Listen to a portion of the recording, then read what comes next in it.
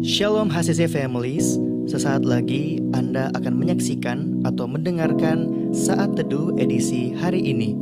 Mari persiapkan hati dan pikiran saudara untuk bersungguh-sungguh mengambil waktu, berdoa, dan menyembah Tuhan bersama-sama.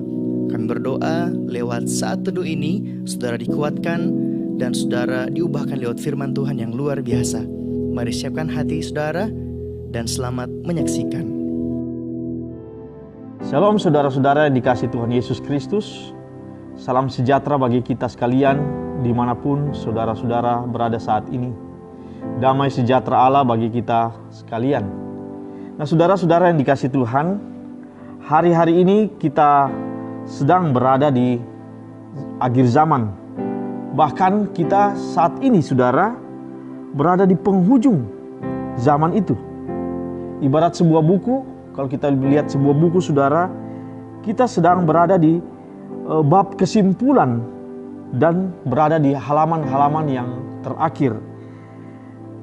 Jika kita lihat Matius 24 ayat 36, di sana berkata bahwa tidak ada seorang pun yang tahu kapan dan harinya.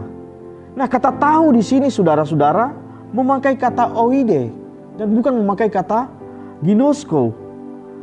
Ini artinya saudara-saudara memang tidak ada seorang pun yang tahu tentang kedatangan Tuhan Yesus yang kedua kalinya. Tetapi jika kita tidak berusaha, memang kita tidak akan tahu. Jadi kata oide, kalau kita mau berusaha untuk mengetahuinya, kita akan tahu Tuhan akan datang. Nah saudara-saudara, dalam Matius 24 ayat 32, di sana berkata saudara-saudara bahwa tanda-tanda kedatangan Tuhan Yesus ada diumpamakan sebagai pohon ara yang sedang ranting-rantingnya sedang melembut dan mulai bertunas. Nah, jika itu terjadi, bahwa musim panas akan segera tiba. Nah, saudara-saudara, kita diajar saudara untuk mengetahui tanda-tanda zaman ini saudara. Nah, mari kita pelajari saudara-saudara, ada 7 tanda zaman yang kita perlu ketahui. Yang pertama saudara, terjadi perang dunia. Matius 24 ayat 7 di sana berkata, sebab bangsa akan bangkit melawan bangsa dan kerajaan melawan kerajaan. Akan ada kelaparan dan gempa bumi di berbagai tempat. Dan ini sudah terjadi hari-hari ini saudara. Kita sudah melihat ada perang dunia pertama, perang dunia kedua. Ada banyak perang-perang yang terjadi ya dalam kehidupan kita. Kita sudah tahu dalam sejarah hidup manusia.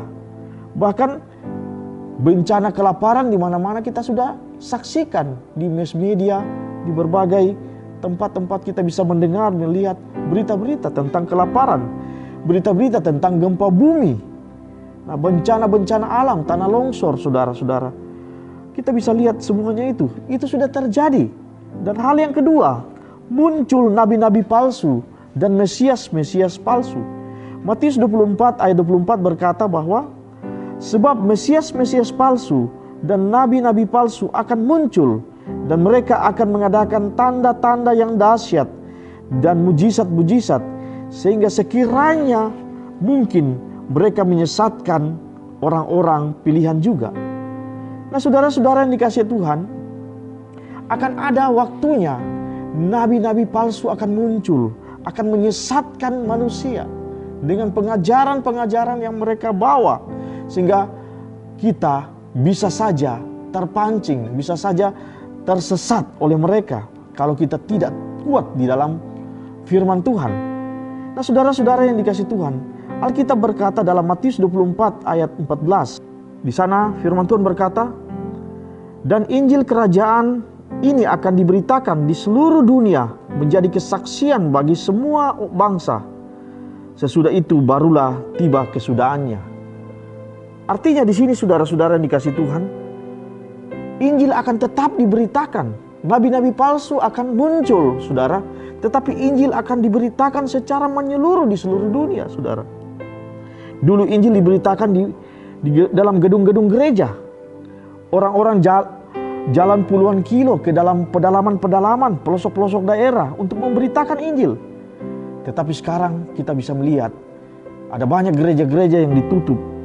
Sekarang Injil diberitakan di udara, melalui media sosial, YouTube, Instagram, Facebook, dan lain-lain. Dan tidak ada satupun orang yang bisa menghambat pemberitaan Injil dan penggenapan daripada itu semua. Nah, saudara-saudara yang dikasihi Tuhan, tanda yang ketiga, saudara-saudara, dalam 2 Timotius 3 ayat 1-4 berkata, ketahuilah bahwa pada hari-hari terakhir akan datang masa yang sukar. Manusia akan mencintai dirinya sendiri dan menjadi hamba uang. Mereka akan membual dan menyombongkan diri. Mereka akan menjadi pemfitnah. Mereka akan berontak terhadap orang tua dan tidak tahu berterima kasih, tidak memperdulikan agama, tidak tahu mengasihi, tidak mau berdamai, suka mengejek orang, tidak dapat mengekang diri, garang, tidak suka yang baik, suka mengkhianat, tidak berpikir panjang, berlagak tahu, lebih menuruti hawa nafsu daripada menuruti Allah.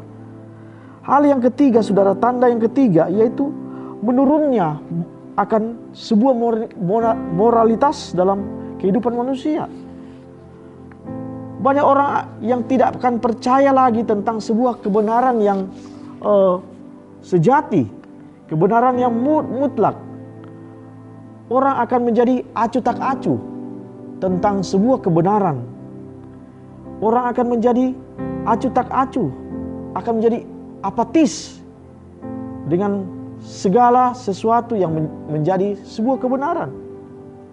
Dan hal yang keempat, saudara, akan ada tanda-tanda dari langit, dari darat, dari laut.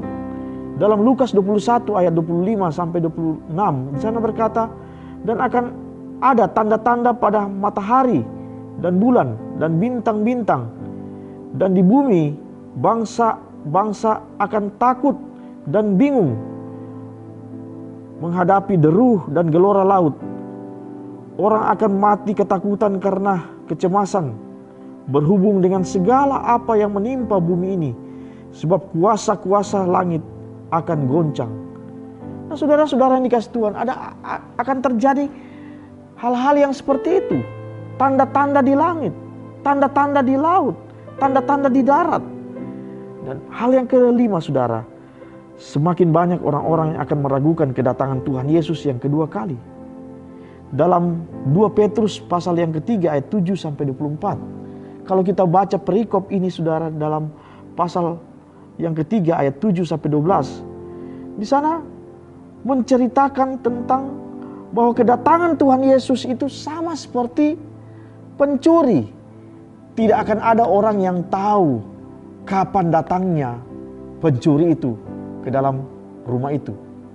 Nah, sehingga orang-orang akan berjaga-jaga atas kedatangan Tuhan Yesus yang kedua kalinya, sehingga kita tidak akan terhambat. Nah, saudara-saudara yang dikasihi Tuhan, tanda yang ketujuh, tanda yang keenam, saudara, situasi masyarakat menjadi sama seperti zaman Nuh. Orang-orang akan menjadi orang-orang yang akan hidup dalam percabulan. Lukas 17 ayat 26 sampai dengan 27. Di sana berkata, dan sama seperti terjadi pada zaman Nuh, demikian pula lah halnya kelak pada hari-hari anak manusia. Mereka makan dan minum, mereka kawin dan dikawinkan, sampai pada hari Nuh masuk ke dalam bahtera. Lalu datanglah air bah dan membinasakan mereka semua. Nah, situasi masyarakat pada waktu itu sama dengan zaman Nuh, yaitu mereka hidup di dalam percabulan. Laki-laki dengan laki-laki, perempuan dengan perempuan. Nah, saudara-saudara, mereka hidup dalam persinahan. Nah, zaman itu akan terjadi, saudara-saudara, dan kita sudah lihat ada banyak orang-orang yang melakukan hal-hal yang seperti itu, saudara. Nah, sekarang saudara-saudara, berzina bukan hanya sekarang dalam bentuk fisik saja. Kita ketahui berzina juga bisa dilakukan melalui visual. Kita lihat dalam Matius pasal yang kelima ayat 28 berkata bahwa tetapi aku berkata kepadamu, setiap orang yang memandang perempuan serta mengingininya sudah berzina dengan dia di dalam hatinya. Artinya saudara, kita hanya melihat perempuan dan mengingininya, kita juga sudah sama dengan berzina. Nah saudara-saudara, hari-hari itu akan datang dan sedang terjadi di saat ini saudara.